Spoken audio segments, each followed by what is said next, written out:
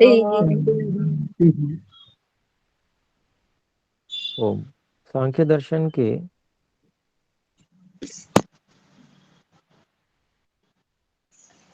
प्रथम अध्याय के 127 और 128 सूत्र ये चल रहे थे। उसमें विवेचन हमारा हो चुका था और विवेचन के बाद में जो पहला सूत्र है उसके विषय में भूमिका हम कर रहे हैं।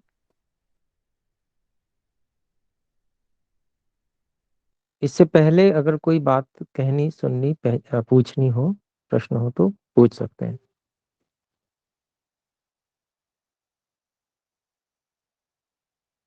मैं समझता हूँ।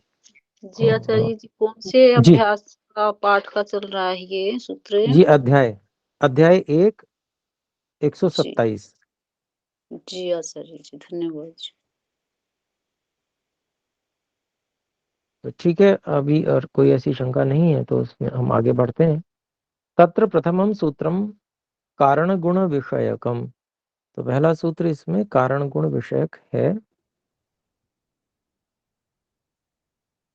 प्रीत्य प्रीति विषादाद्यैर्गुणानाम् अन्योन्यम वैधर्म्यम। तो इसमें प्रीति, अप्रीति, विषाद आद्यैः गुणानाम् अन्योन्यम वैधर्म्यम। ये हमने इसको तोड़ा, पदच्छेद। अब इसका अभिप्राय हुआ प्रीति, अप्रीति और विषाद ये विशेषताएं हैं। इनके माध्यम से सत्वरजतम, इन तीनों मूल कणों का, उसको गुण नाम से कहा जाता है। तो इनमें आपस में भिन्नता है।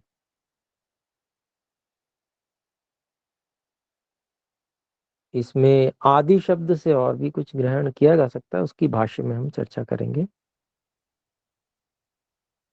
तो स्वामी ब्रह्ममुनि जी का भाष्य है, ये देखते हैं। गुणानाम प्रीति अप्रीति विषादाद्य, ये जो सूत्रार्थ पद है उनको लिया है, उसको खोल रहे हैं। सत्व रजस तमसाम गुणानाम कारण रूपाणाम गुणानाम केवल गुणानाम, कहते हैं सत्व रजस तमसाम, सत्व रज और इन तीनों का, इन तीनों गुणों का। और इसको खोलते हैं कारण रूपाणाम, जो कारण रूप है, कारण हुए हैं ऐसे गुणों का। फिर कहते हैं आगे और इसी को स्पष्ट करते हुए केवल गुणानाम, अर्थात जो केवल गुण रूप है, अर्थात द्रव्य रूप में प्रतीत नहीं होते हैं, ऐसा कह लें, कारण मात्र है ऐसे जो मूल तीन पदार्थ हैं, मूल तीन तत्व हैं उनका। प्रीति ही, प्रीति को खोलते हैं प्रसन्नता। अप्रीति ही अप्रसन्नता। विषाद मोह, मूढ़ता। विषाद क्या है? मूढ़ता है। आदि शब्देन लघुत्व चलत्व गुरुत्वानि लक्ष्यन्ते। और जो सूत्रस्थ आदि शब्द है उसके द्वारा लघुत्व, चलत्व और गुरुत्व ये विलक्षित किए जाते हैं। यानी कि जो सत्व है उसकी प्रसन्नता है और लघुत्व है, जो रजस है उसकी अप्रसन्नता है और चलत्व है, और तमस जो है उसका विषाद है, मोह और गुरुत्व है, भारीपन। तो ये और भी उसके पहचान के लिए तीन गुण और भी बता दिए। मनुस्मृति यथा, जैसा कि मनुस्मृति में भी कहते हैं, तत्र यत् प्रीति संयुक्तम किंचिद आत्मनि लक्ष्येत। तो इस विषय में जो, जब आत्मा में कुछ ऐसा प्रसन्नता से संयुक्त भाव लक्षित हो, पता चले, और फिर आगे कहते हैं प्रशांतम इव शुद्ध आबम सत्वम तद उपधारयेत। बिल्कुल शांत स्थिति हो, उसके प्रशांत के समान, शांत के समान, शुद्ध आभम, तो प्रकाश जो है बिल्कुल शुद्ध प्रकाश जैसी स्थिति प्रतीत हो, तो तब उस समय में सत्व प्रधान है ऐसा निश्चय करना चाहिए। फिर यत्तु दुख समायुक्तम अप्रीतिकरम आत्मनः, और जिस समय में जब या जो ऐसी परिस्थिति, ऐसी स्थिति आई आत्मा में, मन मतलब ऐसी अनुभव आए आत्मा में, कैसा, दुख समायुक्तम, अप्रीतिकरम, दुख से युक्त, जो अच्छा नहीं लगता है ऐसा, तद रजो अप्रतिमम विद्यात, तो उसको रजो गुण बहुत अधिक जो प्रभावी हुआ हुआ है, अप्रतिमम, ऐसा जानना चाहिए। सततम हारि देहिना, जो निरंतर ही भटकाने वाला है प्राणियों को, मतलब स्थिरता नहीं रहने देता, शांति नहीं रहने देता, ये है। फिर यत्तु स्यात् मोह संयुक्तम, जब व्यक्ति मूढ़ता से युक्त होता है, जो स्थिति ऐसी होती है कि जब व्यक्ति आत्मा में अनुभव करता है कि मूढ़ता से युक्त है, तो अव्यक्तम विषयात्मकम, मतलब जो भी कुछ भी जिसके विषय में ज्ञान होना चाहिए वो अव्यक्त रहता है, मतलब वो ज्ञान नहीं हो रहा होता है। और अप्रतर्क्यम अविज्ञेयम, अप्रतर्क्यम मतलब कुछ भी उसके बारे में तर्क वितर्क नहीं कर सकता व्यक्ति, सोच विचार नहीं सकता उस समय में।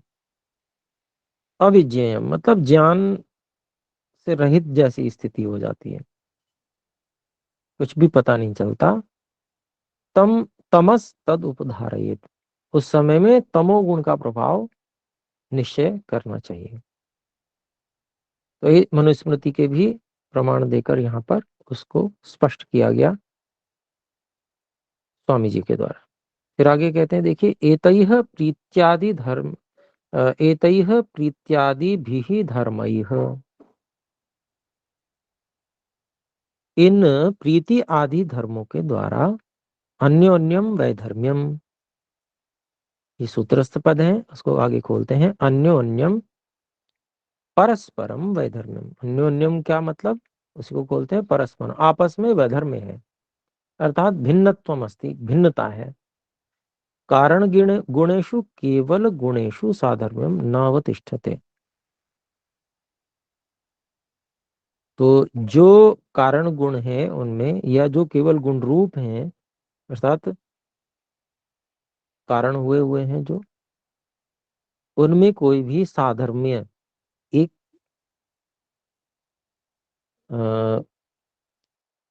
मतलब कोई समानता नहीं रहती है, नावतिष्ठते, यतः, क्योंकि सती साधर्म्य न गुण अभिव्यक्ति ही, क्योंकि जब साधर्म्य हो तो गुणों की अभिव्यक्ति नहीं हो सकती, किंतु प्रकृति ही एवं, तो वो उस समय प्रकृति अवस्था में ही रहते हैं वहां पर, जब साधर्म्य की स्थिति रहती है, यानी कि उसको प्रकृति कहते हैं, विकृति नहीं कहते हैं।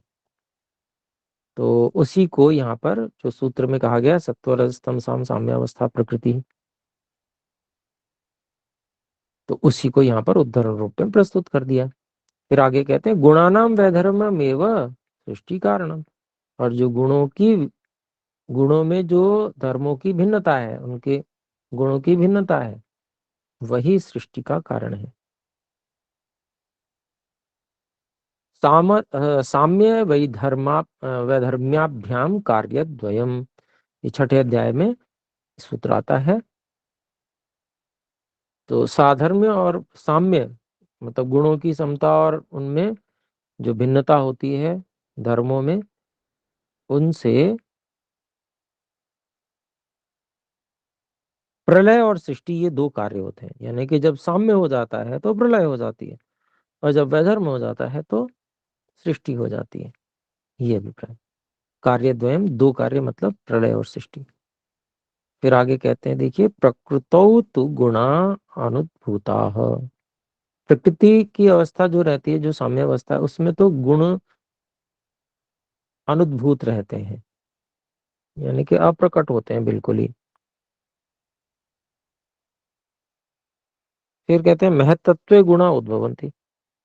तो जो गुण होते हैं वो महतत्व, जो प्रथम विकार होता है उसमें गुण जो है उनका उद्भव होता है, प्रकटीकरण होता है सत्व मुखेन।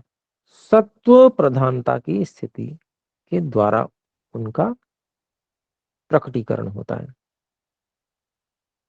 फिर कहते हैं अहंकारे स्फुरंती रजो माध्यमेन। और अहंकार में ये रजोगुण के माध्यम से प्रकट होते हैं। इसमें थोड़ी सी मतलब थोड़ा सा योग दर्शन से भेद आता है। यहाँ पर हमको ये समझना चाहिए, जो महतत्व बुद्धि तत्व है वो अधिक सात्विक है, अहंकार उससे थोड़ा सा कम सात्विक है, लेकिन है वो भी सत्व प्रधान ही, रजो गुण प्रधान नहीं है।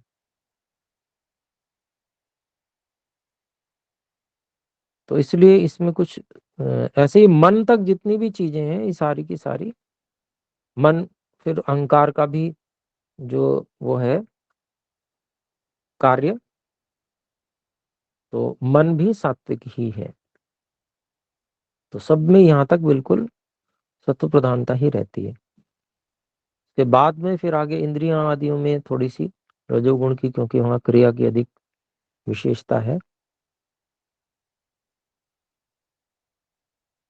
तो इसलिए थोड़ा सा इसमें अ, रजो माध्यमेन स्फुरन्ति अहंकारे, तो इस प्रकार से जो ये कहा गया है उसमें थोड़ा सा हम यूं इस तरह से समझ सकते हैं कि हम यहाँ पर रजो मात्रा मतलब रजोगुण की मात्रा कुछ बढ़ा दी गई है, ये तो ठीक है।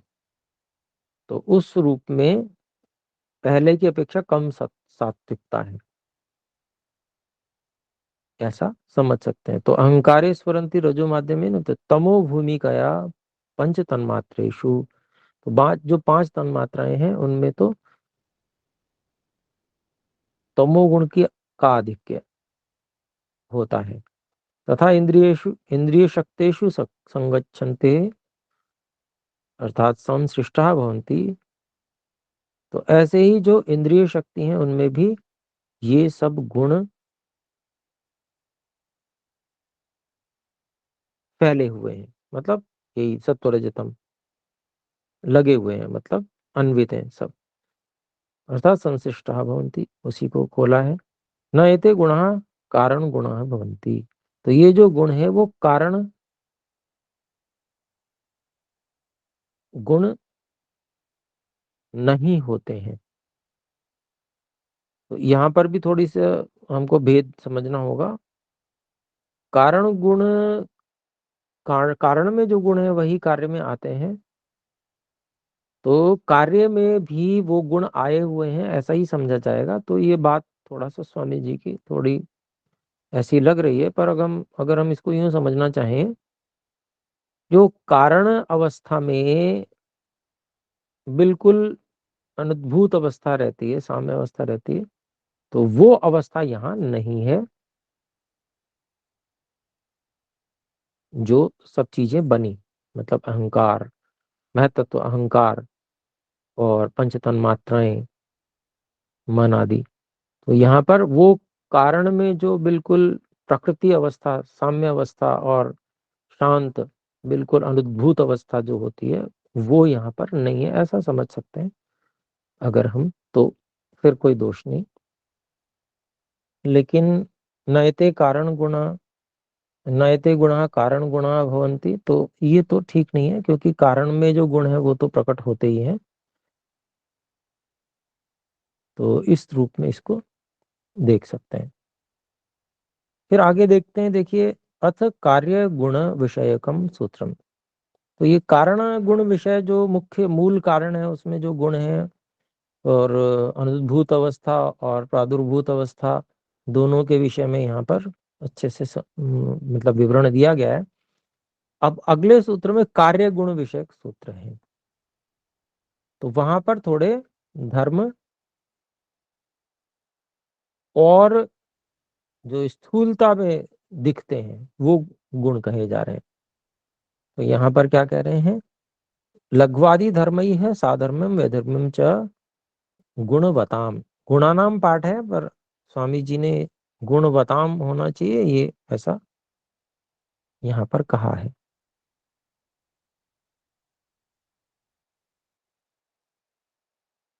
संभावना व्यक्त की है उन्होंने। तो इसका अभिप्राय हुआ, तो जो पदार्थ मूल प्रकृति से उत्पन्न हुए हैं, यह अर्थात कार्य रूप में जो उत्पन्न हुए हैं, तो उन गुण वाले पदार्थों को, मतलब जिनमें गुण अन्वित हैं कारण रूप में, मतलब गुण क्या उनसे सत्वरजतम, तो ऐसे इसीलिए गुण बताऊं गुण वाले है, तो उन गुण वाले पदार्थों का, उन गुण वाले पदार्थों में साधर्म्य और वैधर्म्य होता है लघु आदि धर्मों के द्वारा। तो कहीं लघु, कहीं गुरु, कहीं लघुत्व दिखता है, कहीं गुरुत्व दिखता है। ऐसे ही बहुत सारे गुणों के द्वारा साधर्म्य और वैधर्म्य जो गुण वाले पदार्थ है उनमें मिलता है। तो आइए इसका भाष्य देखते हैं। गुणवताम लघ्वादि धर्म ही साधर्म्यम वैधर्म्यम च। गुणवताम सत्व रजस तमसवताम। गुणवताम मतलब सत्व रज तम वाले भूतात्मका नाम इंद्रियात्मका नाम कार्याणाम, जो सूक्ष्म भूत स्वरूप वाले और इंद्रिय स्वरूप वाले जो कार्य हैं। तो इंद्रिय स्वरूप वाले तो कार्य सब जीवात्माओं के पास में है सूक्ष्म शरीर के रूप में, और स्थूल भूत बाहर और शरीर आदि में सब सर्वत्र स्थूल भूत के कार्य हैं। तो उक्तम ही तेषाम गुणवत्तम, और उन सब चीजों का गुणवत्व अर्थात गुण से बना हुआ होनापन, यानी कि सत्वरज तम से बना हुआ होनापन, ये गुणवत्तम, ये कहा भी गया है योग दर्शन में। तो योग दर्शन में 2:18 में कहा गया, प्रकाश क्रिया स्थितिशीलम भूतेन्द्रियात्मकम भोगापवर्गार्थम दृश्यम। तो जो ये दृश्य है, संसार है, ये इसके दो प्रयोजन है, भोग और अपवर्ग।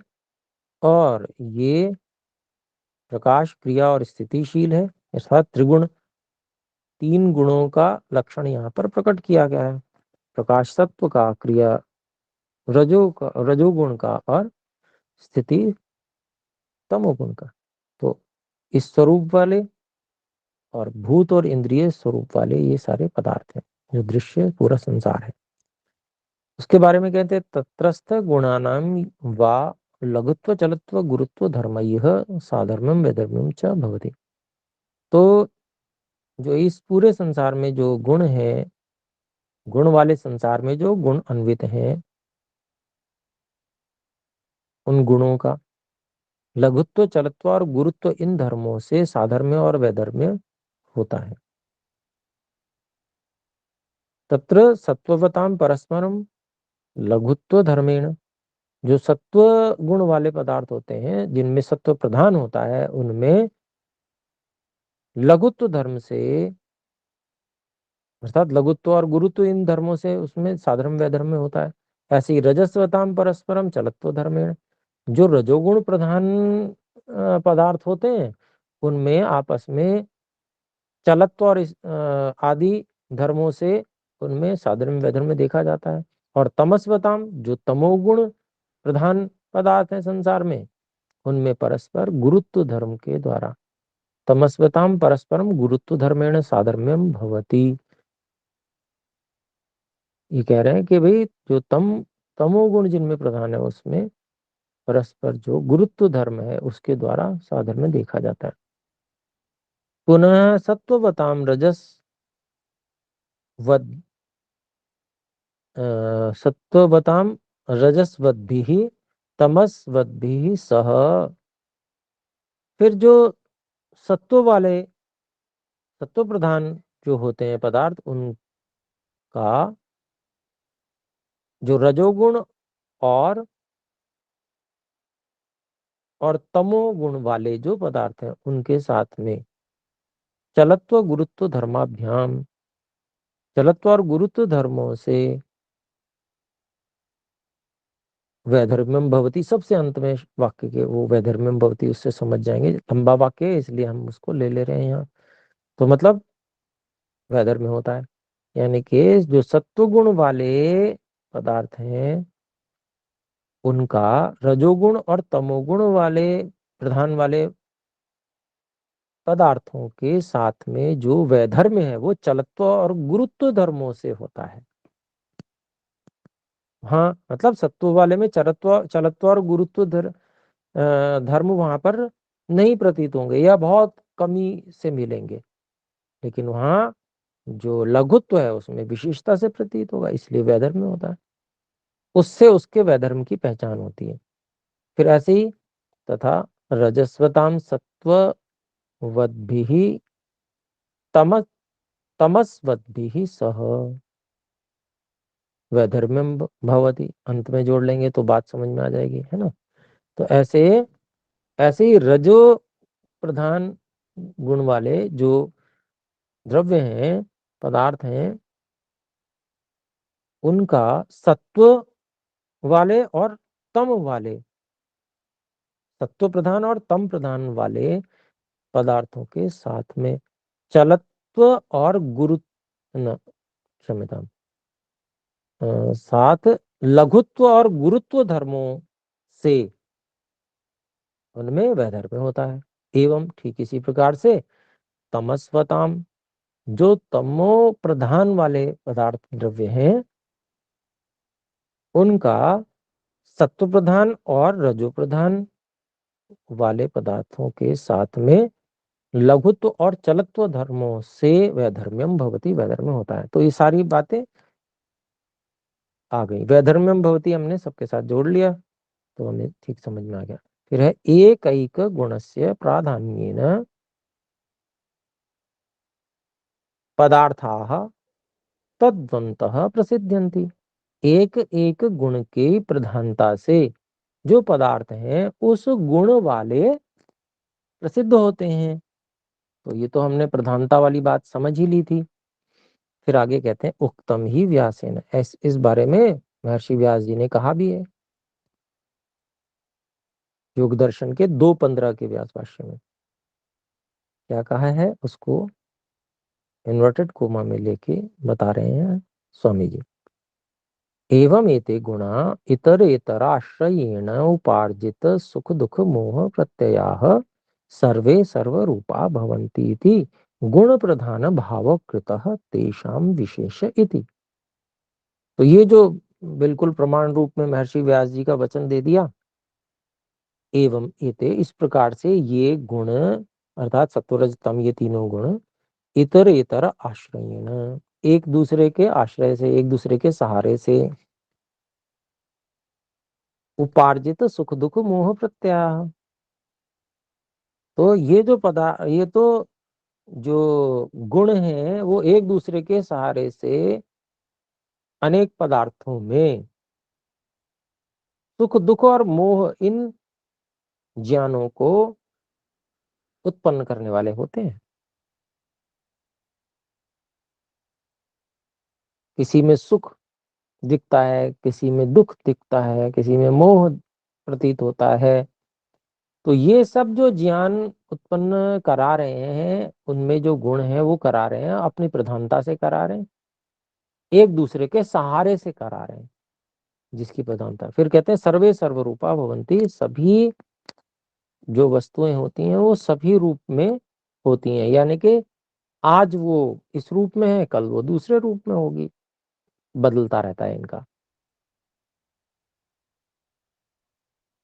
और इसको यूं भी कह सकते हैं कि सभी पदार्थ सभी गुणों से युक्त होते हैं, मतलब सत्वरज तम सभी में है। सर्वे सर्वरूपा भवन्ति इति गुण प्रधान भाव कृतः, इस प्रकार से गौण और प्रधान भाव से बनाए गए तेषाम विशेष, उनका विशेष स्वरूप उनके गौण प्रधान भाव से। किसी में गौण कर दिया गया रजोगुण तमोगुण को, तो वो सात्विक वस्तु हो गई। किसी में सत्व और तमो गुण को गौण कर दिया गया और प्रधान कर दिया गया रजोगुण को, तो वो राजसिक हो गई। इस प्रकार से समझना चाहिए। तथैव गीतायाम भी, उसी प्रकार से गीता में भी कहा गया है, रजस तमश्च अभिभूय सत्वम भवति भारत। तो हे पार्थ, हे अर्जुन, रज और तम को दबाकर सत्व जो है वो प्रधान हो जाता है। रजः रजः सत्वम तमश्चैके तमः सत्वम रजस्तथा। और कहीं कहीं ऐसा हो जाता है कि रजोगुण सत्व और तमोगुण को दबाकर प्रधान हो जाता है, और कहीं तमोगुण और सत्वगुण को कहीं कहीं तमोगुण सत्व और रजोगुण को दबाकर प्रधान हो जाता है।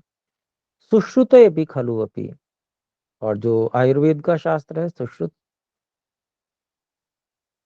उसमें भी निश्चय से ये कहा गया है, देखिए,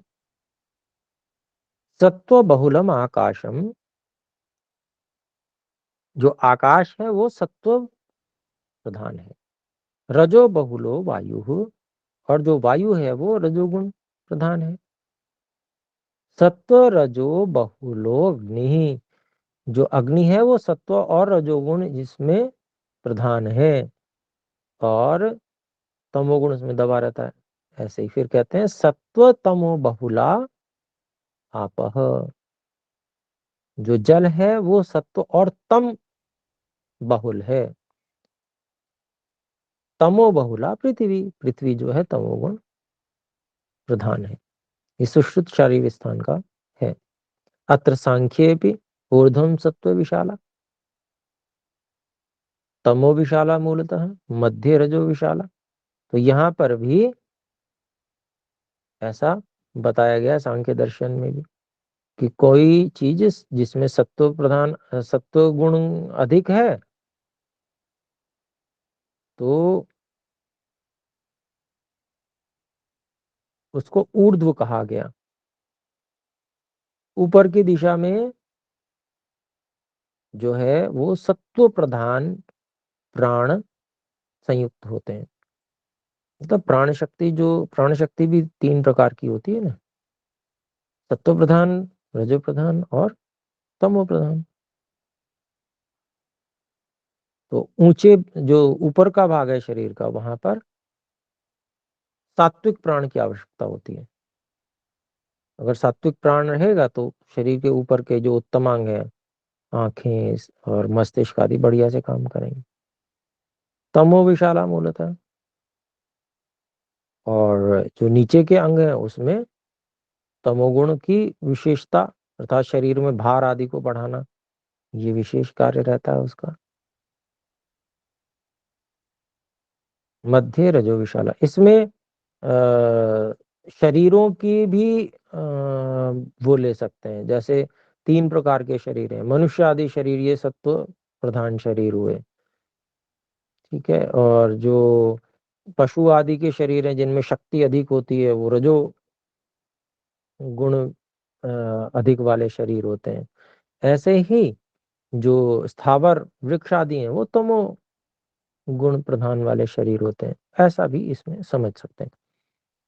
फिर है देखिए आगे, ऊर्ध्वम गच्छन्ति सत्वस्था, जो सत्वगुण प्रधान लोग होते हैं, जो सत्वगुण में विशेष रूप से स्थित रहते हैं, यानी कि सारे कार्य सत्वगुण अधिक अच्छा बना रहे शरीर आदि में, बुद्धि में, सब जगह, जो इस पर ज्यादा ध्यान देते हैं, उनकी ऊर्ध्वगति होती है। ऊर्धन ऊर्ध्वं गच्छन्ति सत्तस्था, मतलब अच्छी गति होती है, उत्तम गति, मध्य तिष्ठन्ति राजसा। और जो राजसिक व्यक्ति होते हैं उनकी मध्य गति होती है। जगन्य गुण वृत्तिस्था अधो गच्छन्ति तामसा। और जो अपने लिए तमोगुण चाहते हैं या जो तमोगुण में रहते हैं, जीवन जीते हैं, वो जघन्य वृत्ति वाले, ऐसे पाप कर्म करने वाले जो लोग होते हैं, उनका उनकी जो है अधोगति होती है। अधोगति मतलब वो नीच योनियों को भी प्राप्त होते हैं, ऐसा। फिर अन्य, ये भी गीता में बात आई है। फिर अन्यच्च मनुस्मृतौ अपि, तो और भी कह रहे हैं, मनुस्मृति में भी ऐसा कहा गया है, स्थावराः कृमिकीटाश्च मत्स्याः सर्पाः शाकच्छवाः। तो बता रहे हैं स्थावर यानी कि जो पेड़ पौधे हैं, कृमि कीट, जो छोटे छोटे कीड़े, नाली के कीड़े वगैरह, और जो मछलियां हैं, सांप हैं, कछुए हैं। फिर आगे कहते हैं पशवश्च मृगाश्चैव जगन्य तामसी गते। पशु हैं और जो मृग हैं वो बहुत ही बुरी तामस गति है, मतलब तमोगुण वाले शरीर हैं वो। फिर आगे बताते हैं तथा आहारस्त्वपि सर्वस्य त्रिविधो भवति प्रियः। ये भी गीता में कहा है कि भाई लोगों को तीन प्रकार का आहार प्रिय होता है। सुअर सुअर वाला चीज ही पसंद करता है, दूसरी चीजें उसे पसंद नहीं होती। तमोगुण, महाभयंकर तमोगुण वाला। और जो अच्छे लोग हैं, सात्विक लोग हैं, वो सात्विक आहार पसंद करते हैं। तो ऐसे ही फिर त्रिविधः, आगे कहते हैं त्रिविधः सत्व रजस तमो धर्मवत्तया।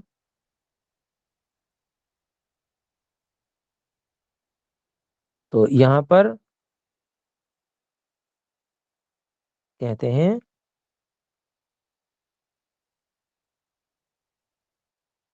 एक मिनट,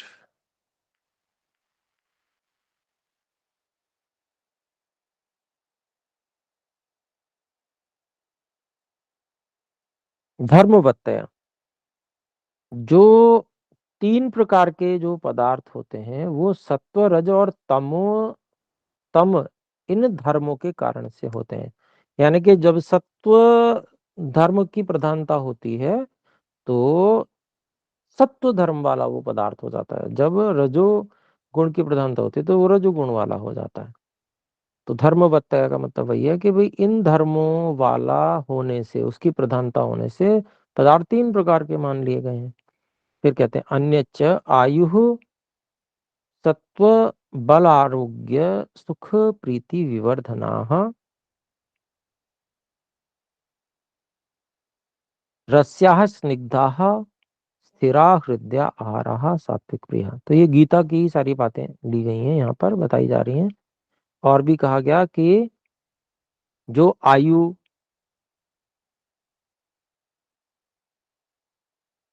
बुद्धि सत्व,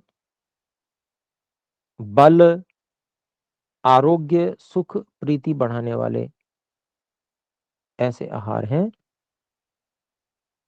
और ऐसे कैसे कैसे हैं वो, रस्या, जो रसदार फल होते हैं, जैसे वो, स्निग्धाः, स्निग्ध होते हैं, चिकनापन जिनमें है, स्थिर होते हैं, स्थिरा, हृदया, हृदय को प्रिय लगने वाले, ऐसे जो आहार हैं, ऐसे सात्विक प्रिय, सात्विक लोगों को प्रिय होते हैं। फिर दूसरे प्रकार के आहार बता रहे हैं, देखिए गीता में से ही, कट्वम्ल लवणात् तीक्ष्ण तीक्ष्ण रुक्ष विदाहिनः। कटु यानी के तीखे, जैसे मिर्च होती है, अम्ल खट्टे, लवण नमकीन, अति उष्ण बहुत अधिक गर्म, बहुत तीक्ष्ण, और जो रूक्ष होते हैं, रूखे, जिनमें स्निग्धता नहीं होती है, और विदाही, दाह को उत्पन्न करने वाले ऐसे जो आहार होते हैं, आहारः राजसस्येष्टा, राजसी लोगों से के द्वारा पसंद किए जाते हैं, और दुख शोकमय प्रदाह, दुख और शोकमय होते हैं, और ये दुख और शोक को ही देने वाले होते हैं। फिर अगले बताते हैं, देखिए जो तमो प्रधान कौन से होते हैं, तो यातयामम गतरसम, एक प्रहर,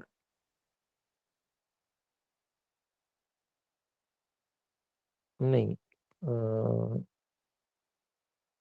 मतलब एक समय, मतलब रात्रि बीत जाने के बाद में, यामम है ना, और गतरसम, जिसका रस जो है वो स्वाभाविक जैसा रस अच्छी अवस्था में रहता है, वैसा रस न रह गया हो, जिसका रस बदलने लगा हो, जिसका गतरसम, पूती सड़ा हुआ, पर्युषितम बासी, चयत जो ऐसा हो। यातयामम का मतलब यहाँ पर हम 6 घंटे के लगभग जिसको बने हुए हो गए हों, उसके बाद का, 6 घंटे तक ठीक रहता है, उसके बाद खराब हो जाता है। गतरसम का अभिप्राय ये होता है, मतलब खराब होना शुरू हो जाता है 6 घंटे के बाद। गतरसम का मतलब तो बिल्कुल जो जिसका जो है रस ही बदलने लग पड़ा हो, ऐसा। अपरिष्टम तो बासी को ही कहते हैं, पूती सड़े हुए को कहते हैं, चयत जो ऐसा है, उच्छिष्टम अपि, और झूठा भी जो हो गया, यानी कि किसी का भी झूठा है, जो अमेध्यम अपवित्र, गंदा, अपवित्र जो भोजन है, तामस प्रिय, ऐसे तामसी लोगों को प्रिय होता है। अतः अन्य विचार है, और भी दूसरा विचार दे रहे हैं, पूर्व सूत्रे वर्णिता, जो पिछले सूत्र में वर्णित है, प्रीति ही, यहां तक वैसे बात एक निपट गई, हो गई पूरी। ये अपनी ओर से फिर आगे स्वामी जी कह रहे हैं, पढ़ लेते हैं उसको। हमारे आचार्यों ने कहा कि इसमें कुछ ऐसे गड़बड़ भी सिद्धांत की दृष्टि से है, फिर भी पढ़ लेते हैं, देखते हैं क्या है ये, और अगर होगी भी तो उसका स्पष्टीकरण भी कर लेंगे अपने। पूर्व सूत्रे वर्णिता प्रीति अप्रीति विषाद इति एते त्रयो धर्मः उत्तरस्मिन् सूत्रे साधर्म प्रसंगे परित्यक्ताः। क्योंकि विचार कह रहे हैं कि जो पहले सूत्र में जो वर्णित प्रीति अप्रीति और विषाद ये हैं, वो तीन धर्म इस बाद वाले सूत्र में साधर्म के प्रसंग में छोड़ दिए गए। क्यों छोड़ दिए गए, कुतः? यतो ही येषां साधर्म प्रसंगो मनोविहाय कस्मिंश्चित् गुणवृत्ति पदार्थे भूतात्मके यद्वा इंद्रियात्मके न संभवति। क्योंकि ये इनके साधर्म का प्रसंग जो है, मन को छोड़कर किसी भी अन्य गुण वाले पदार्थ में, जो भूत स्वरूप है, मतलब भूत यानी के ये वाले सूक्ष्म भूत से स्थूल भूत जो बनते हैं, पृथ्वी जल अग्नि वायु आकाश, इन भूत, इनके बारे में कह रहे हैं। तो इन स्वरूप वाले पदार्थों में, यद्वा इंद्रियात्मक है, या इंद्रिय स्वरूप वाले पदार्थों में न संभवती, संभव नहीं होता। मनस्य एव प्रीति अप्रीति विषादश्च त्रयो अपि धर्मः भवन्ति। मन में ही प्रीति अप्रीति और विषाद, ये तीनों धर्म होते हैं। तत्र मनसि तेषां वैधर्म्यात् व्यवहारो जायते, तो मन में उनके वैधर्म से व्यवहार होता है। तेषां साधर्म्य साधर्म्य अभाव एव मनसी, तो कहते हैं कि उनका जो साधर्म का जो भाव है वो मन में है। तेषां साधर्मे तो मनोनिरोधो भवति, उनका साधर्म्य होने पर तो मनोनिरोध हो जाता है। तो ये बात जो है त्रुटिपूर्ण लग रही है कि प्रीति अप्रीति और विषाद, इसका साधर्म्य, इनमें साधर्म्य, इन गुणों का साधर्म्य होने से मनोनिरोध होता है, इसमें ये बात जो है ये कुछ उतनी बढ़िया नहीं लग रही है, मतलब इतनी सिद्धांतपूर्ण नहीं लग रही है। मनसा अन्यत्र वस्तुनि प्रीति अप्रीति विषाद नोद्भवन्ति, मन से भिन्न अन्य वस्तुओं में प्रीति, मतलब अप्रीति और विषाद जो है वो उत्पन्न नहीं होते हैं, नहीं प्रकट होते हैं। तो वैसे जो हम देखें तो ये पदार्थ सुखदाई है, ये पदार्थ दुखदाई है, तो पदार्थों में भी हम ये देखते ही हैं, समझते ही हैं और उसमें व्यवहार भी करते हैं। तो ये भी थोड़ी सी केवल मन का विषय नहीं है, सुख दुख और विषाद, अन्य वस्तुओं का भी ये विषय है। तो इस विषय में भी अपने लोगों को थोड़ा सा थोड़ा सा इसमें सिद्धांत में हमें ऐसा लग रहा है कि ये व्यभिचरित हो रही है बात इस दृष्टि से। फिर आगे तस्मात् उत्तर सूत्रे प्रीति आदीन धर्मान विहाय। तो इसलिए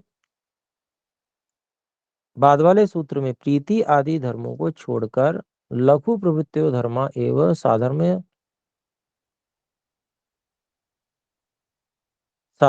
स्थापिता। तो लघु से बाद वाले जो धर्म है, लघुत्व गुरुत्व आदि ये सब, तो उनको छोड़ दिया और इन धर्मों से ही साधर्म्य स्थापित किया गया है। वैधर्म्य तो मनुष्य तेषाम प्रवर्तनात् पूर्व सूत्रे अंतर्भूतम एवं। और वैधर्म्य तो उनका जो है मन में प्रवर्तन होने से पूर्व सूत्र में अंतर्भूत ही है, ऐसा माना गया, ऐसा स्वामी जी समझ रहे हैं। तो वैसे सामान्य रूप से अगर हम यूं देखेंगे तो जो अन्य पदार्थ हैं वो उनमें भी हम कारण के जो गुण होते हैं, जो प्रीति अप्रीति विषाद आदि है, वो सर्वत्र हम देख सकते हैं, उनको अनुभव भी करते हैं हम पदार्थों के प्रति। हम अनुभव तो हम मन के द्वारा ही करते हैं, इसमें तो वो तो फिर वो सभी चीजों के विषय में अगर लघुत्व गुरुत्व भी हम अनुभव कर रहे हैं तो भी मन के द्वारा ही कर रहे हैं। तो मन तो सर्वत्र है, तो इसलिए उतनी ज्यादा ये संगति इतनी बढ़िया नहीं आ रही है। पर ठीक है, चलिए, उन्होंने स्वामी जी ने विचार किया है और कुछ कहने का उन्होंने प्रयास किया है, तो हम उसको समझने का प्रयास करते हैं कि ठीक है। आगे बढ़ते हैं, देखिए। अनिरुद्ध वृत्तो विज्ञान भिक्षु भाष्ये च सूत्रम इदम अन्यथा अर्थापितम। अनिरुद्ध वृत्ति और विज्ञान भिक्षु भाष्य में यह सूत्र अलग भिन्न प्रकार से अर्थापित किया गया है। विज्ञान भिक्षु भाष्ये तो सत्वादीनां गुणानां व्यक्तयः कल्पिताः। विज्ञान भिक्षु भाष्य में तो सत्वादि गुणों की अलग अलग प्रोडक्ट कल्पित किए गए हैं। मतलब बिल्कुल ही सत्व ही होगा उसमें, रजोगुण तमोगुण नहीं होगा। ये योग दर्शन से विरोध आ जाता है महर्षि व्यास के भाष्य से। वो तो कहते हैं कि सब में सब होते हैं, प्रधानता है, गुण गुण प्रधान भाव होता है। तो यहाँ पर इनकी बात नहीं मानेंगे, फिर ऋषियों की बात मानेंगे, विज्ञान भिक्षु जी की बात गलत मान ली जाएगी। तो कहते हैं तत्कल्पनम अयुक्तम, वो जो उनकी कल्पना है विज्ञान भिक्षु जी की वो गलत है। न सत्वादि नाम व्यक्तयः, सत्वादि के अलग से कोई इकाइयां बनती नहीं है। स्वतंत्र अवस्थान का, जो कि स्वतंत्र अपने में अलग से, उसमें बिल्कुल लेश मात्र भी रजोगुण और तमोगुण ना हो, इस प्रकार के कोई स्वतंत्र रूप से कोई सत्ता वाले पदार्थ ऐसे हों, ऐसा नहीं है। आश्रयम आश्रित्यैव अवतिष्ठन्ते यतः, क्योंकि ये एक दूसरे के आश्रय को लेकर ही रहते हैं। सत्व प्रधान होगा तो प्रधानता सत्व की होगी, लेकिन वो आश्रय से वो रजोगुण और तमोगुण के भी रहेगा। ये अभिप्राय यहाँ पर हमें समझना चाहिए।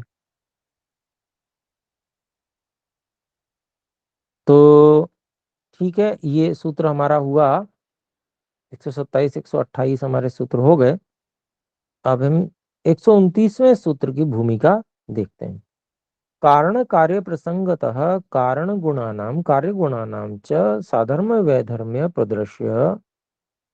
तो स्वामी जी कहते हैं कि कारण और कार्य के प्रसंग से कारण गुणों की और कार्य गुणों के साधर्म्य और वैधर्म्य दिखाकर पुनः फिर कार्य कारण विषयो कार्य और कारण के विषय कारण विषयक विशेष संबंध ज्ञापनाय उपस्थाप्यते।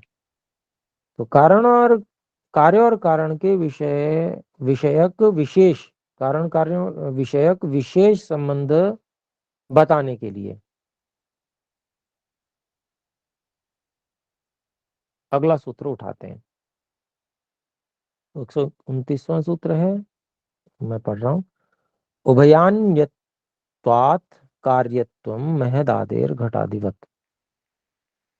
उभय अन्यत्वात् कार्यत्वं महदादेः घटादिवत्।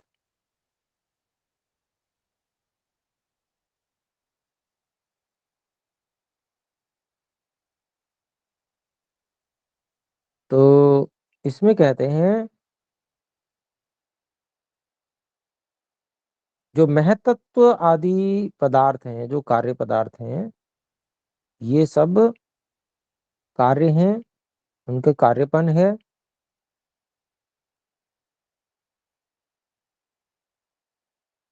क्यों? क्योंकि उभयन्यत्वात्, पूर्वोक्त जो दो पदार्थ हैं उनसे ये भिन्न है, घड़े आदि के समान, घटादिवत।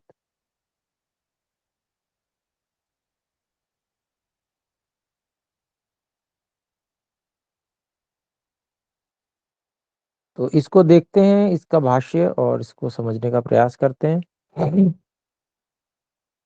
महदादे है कार्यत्वम महत्वादिकस्य भूतेन्द्रिय पर्यंतस्य वस्तु जातस्य कार्यत्वम विज्ञेय।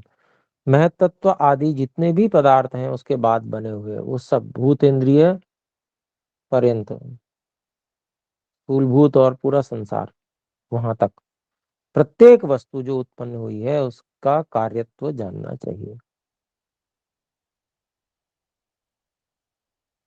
उभयान्यत्वात्, उभयाभ्याम प्रकृति पुरुषाभ्याम अन्यत्वात् भिन्नत्वात्। प्रकृति और पुरुष उन दोनों से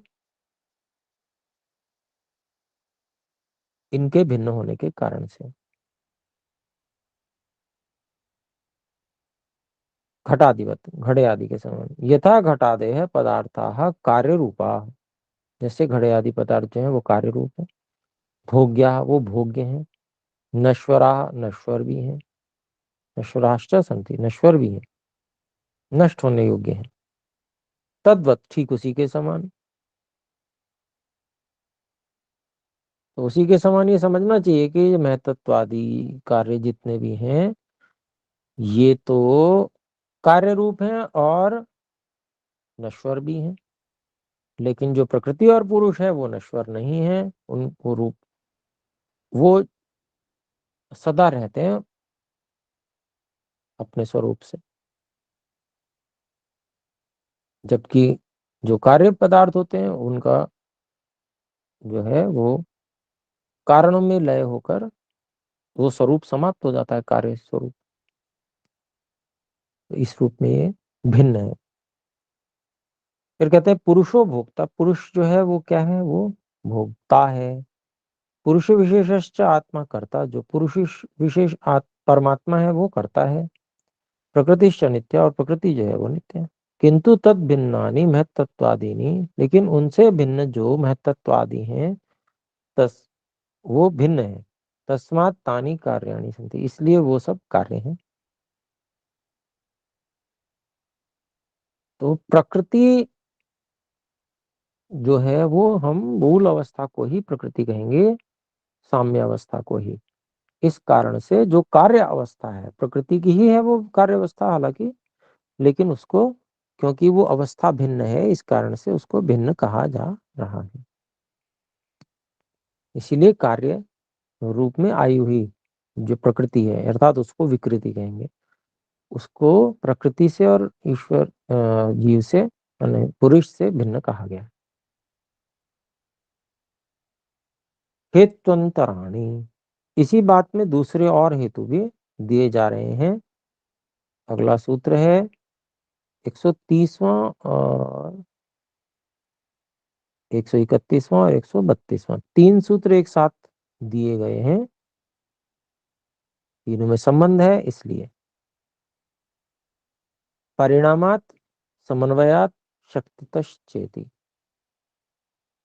3 अलग अलग हेतु हैं और 3 सूत्र हैं। ये तीनों को एक साथ यहाँ लिखा गया है, इनमें संबंध है क्योंकि वो तीनों हेतु एक ही चीज के लिए दिए जा रहे हैं।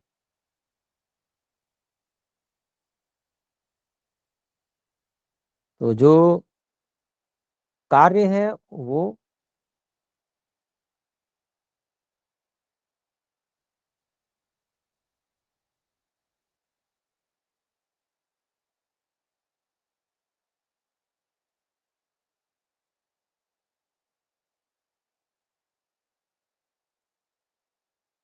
कार्य जो है वो परिमाण वाला है, अर्थात नापा जा सकता है। इयत्ता वाला, इतना है ये, अधिक है, कम है, लंबा है, चौड़ा है, इस तरह से। फिर समन्वयात,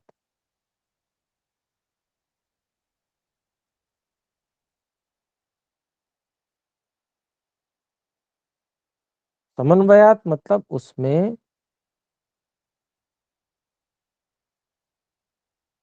कारण अन्वित है, अच्छी प्रकार से अन्वित है।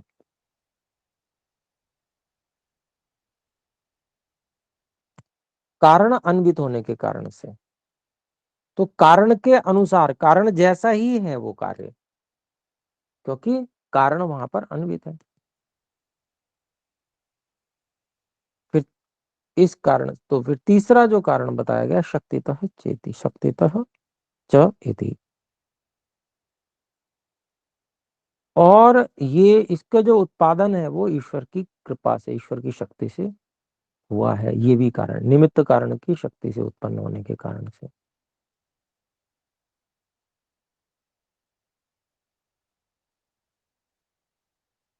कार्य जो है वह अलग है,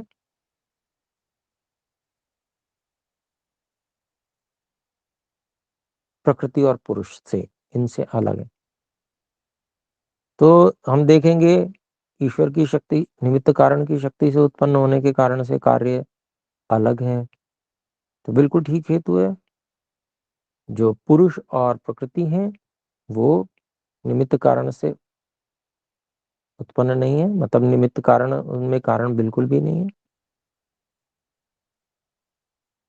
हम परीक्षण करके देख सकते हैं इस बात से। ऐसे ही सम अन्वयत, उसमें कारण अन्वित है, तो प्रकृति और पुरुष में तो कोई कारण अन्वित नहीं है। प्रकृति और पुरुष वो सब बिल्कुल एक है, मूल है वो बिल्कुल, तो उसमें कुछ अन्वित नहीं है। अपरिमाण, तो प्रकृति और पुरुष,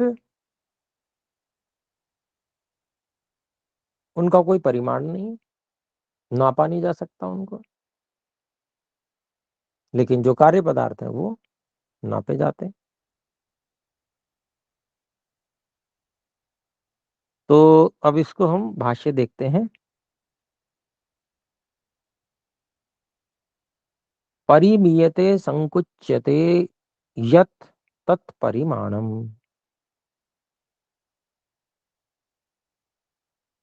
बोलते हैं स्वामी जी, परिमीयते, संकुच्यते, प्रसाद संकोचित किया जाता है, संकोचित होता है जो,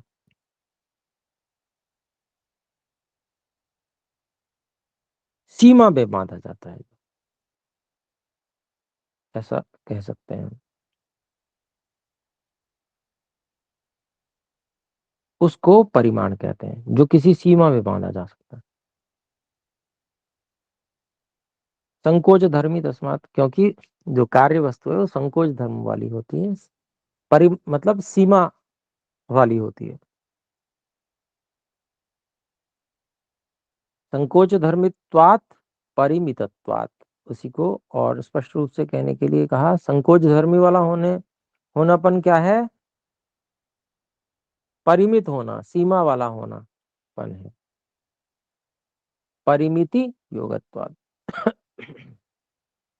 क्षम्यताम, अर्थात उसकी सीमा का वहां पर योग होने से, तो इसी को परिमाण वाला होना तक कहते हैं। ये एक हेतु हुआ कि कार्य जो है वो सीमा वाला है, लेकिन प्रकृति और पुरुष ये सीमा वाली चीजें नहीं है। समन्वयात,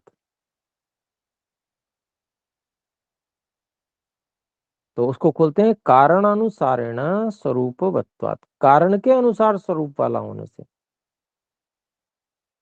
कारण के गुण पूर्वक कार्य के गुण देखे जाते हैं, तो क्योंकि कारण वहां अन्वित है, कारण लगा हुआ है, उसमें व्यवस्थित है, उसकी व्यवस्था की गई है कारण की, तब कार्य बना है। तो इसलिए सम अन्वयात, कारण उसमें अन्वित होने के कारण से।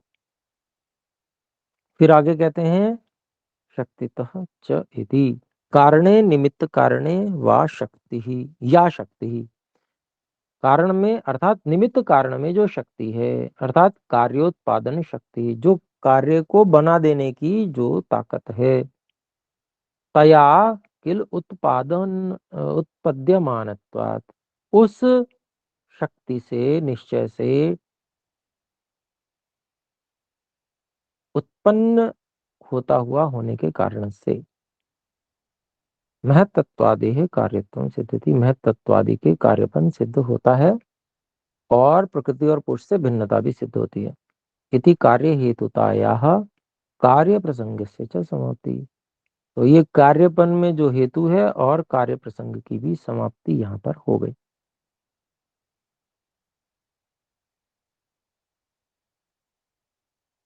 तो यहाँ पर हमारा समय भी काफी अधिक हो गया है, 4 मिनट अधिक हो गए, तो अपने लोग यहाँ पर भी विराम करते हैं। 132 तक हमारे सूत्र हो चुके हैं, 133वें सूत्र की भूमिका से हम अगली कक्षा में आरंभ करेंगे। तो आइए एक बार हम सब मिलकर ओम की ध्वनि करते हैं।